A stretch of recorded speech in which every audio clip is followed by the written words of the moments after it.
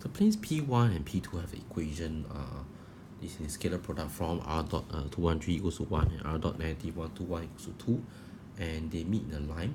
So for part 1, I just need to find the vector equation of the line. Now part 1 actually is generally very easy.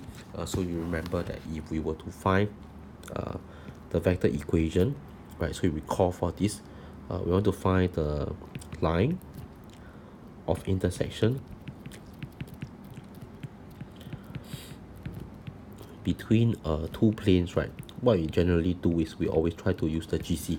Alright, so what we do is express the equation in Cartesian form, and we really just key this in into the GC. Right, so we go to the Polysimal app and we key this into the GC. Okay, so with this, just by using a GC, equation 1, equation 2, 2 equation, 3 unknown, right, use the Polysimal app and using a GC, your answer should turn out to be basically what the GC will give you is the GC will give you something like that. They'll give you x3, then they'll give you 1 minus x3, and probably something like minus negative x3, right? So this may be your answer. So this really means that if you interpret it, GC always let the lambda z to be lambda. So basically z is just like 0 plus 1 of lambda, right? And y would be 1 of minus lambda, and z will be 0 minus 1 lambda. And we simplify this, this should give us the equation of the line of intersection. Okay, this is by using GC. Okay, the plane P3 has the equation 2x plus y plus 3z minus 1. Okay, so it's basically just this equation over here. Now we need to explain why the line lies in plane 3 for a constant. So I mean, there's a lot of way to do this. I'm just going to share one. Okay, there's basically what I'm going to do. I'm just going to sub the equation of my line into the plane. Okay, so one thing you realize that over here, right, the line, right, actually has its own I components, its own J components, as well as its own K components, correct? So looking at all these, right, I can say that for my line, right, I can say that x is equals to negative lambda, y is equals to 1 minus lambda, and z is equals to lambda. Okay, so these are my components, right? Then what I'm going to do, I'm just going to solve this simultaneously in sub this into the plane and show that it fulfills the equation of the plane. So remember, my equation of my plane is 2x plus y plus 3z minus 1 plus k of negative x plus 2y plus z minus 2 equals to 0. Okay, so I'm just going to sub in. I'm just going to sub all this here, right, to see if it satisfies the equation. Alright, so substituting my lambda in. Okay, see on my left hand side, if I will sub it in, I'll have 2 of x will be replaced with negative lambda, y is 1 minus lambda plus 3 z, which is lambda, minus 1 plus k, then lambda plus 2 of 1 minus lambda plus lambda minus 2. And solve this, eventually you're going to get 0, which is basically the right hand side. Yeah, and shown, you have actually shown that by substituting basically my x as minus lambda, my y as 1 minus lambda, my z as lambda as well. Okay, you have actually showed that it fulfills the equation for a plane. So this is also one way. So you can say that hence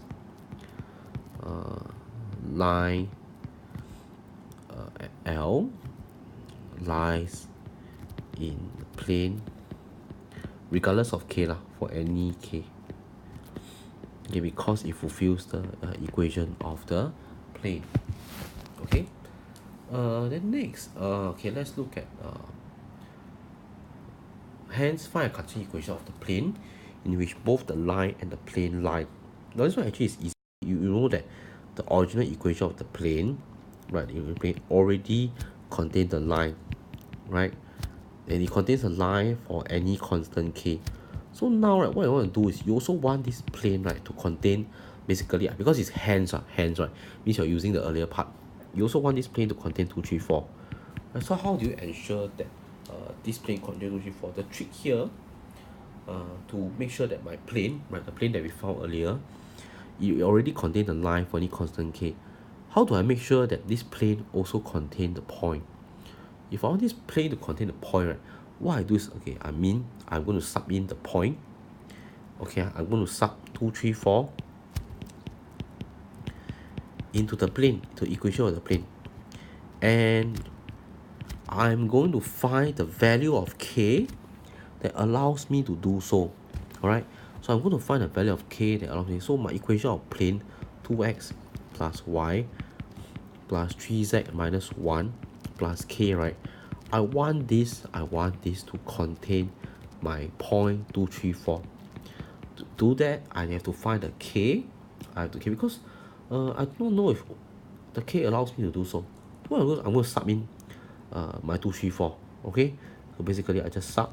X will be 2, y will be 3, 4 minus 1 plus k, x will be 2, y will be 3, so 6, and 4 minus 2 equals to 0. Solve this, and actually you will get that k to be negative 3. And so you see that if for this plane, right, if I replace k with negative 3, right, okay, it can allow 2, 3, 4 to lie on this plane. It can also contain a line. Alright, so based on these two things, right, one thing you can say for sure is that, when k is equals to negative 3, right, 2x plus y plus 3z minus 1, minus 3 now because minus x, plus 2y plus z minus 2 is going to contain the point 2, 3, 4. It will contain 2, 3, 4.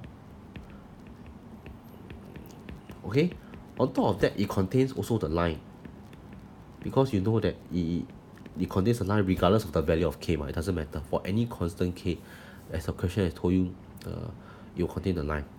So basically, this is actually the equation that we have that contains both the line and the point.